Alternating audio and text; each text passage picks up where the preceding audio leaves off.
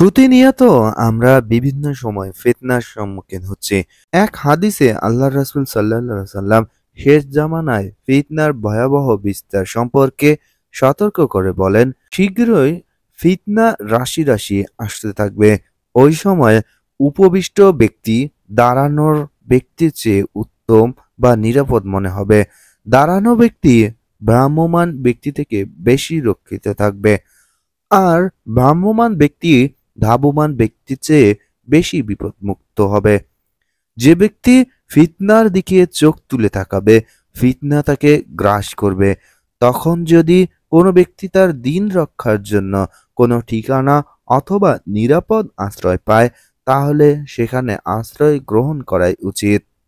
এই হাদিসের ভাষ্য থেকে স্পষ্ট যে ফিতনা মানুষের জন্য এক বড় সংকট।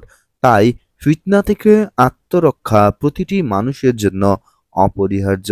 তাই সব ধরনের ফিতনা থেকে বাঁচার জন্য আমাদেরকে নিয়মিত দোয়া পড়তে হবে এবং আল্লাহর কাছে ক্ষমা ভিক্ষা চাইতে হবে। দোয়া হলো একটি স্বতন্ত্র ইবাদত। যে কোনো সময় যে কোনো দোয়াই পড়া যায়। জীবনের প্রতিটি ক্ষেত্রে রাসূল সাল্লাল্লাহু আলাইহি সাল্লাম আমাদেরকে দোয়া শিখিয়েছেন। এমনকি ছোট থেকে ছোট বিষয়েরও দোয়া শিখিয়েছেন।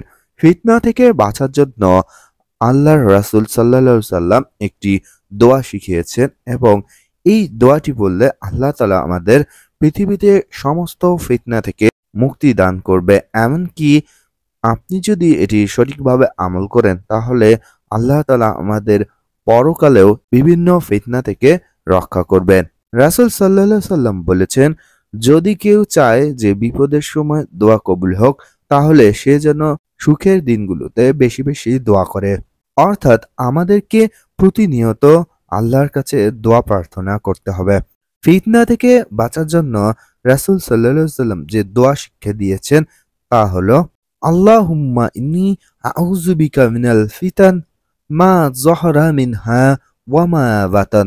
অর্থ, হে আল্লাহ, আমি আপনার কাছে প্রকাশ্য অপ্রকাশ্য সব ধরনের ফিতনা থেকে আশ্রয় চাই। আজকের এই ভিডিওটি দেখে আল্লাহ তাআলা আমাদের সবাইকে এই দোয়াটি বাংলা অর্থ সহ মুখস্থ করার এবং তা সঠিকভাবে আমল করার তৌফিক দান করুক। সবাই বলি আমিন।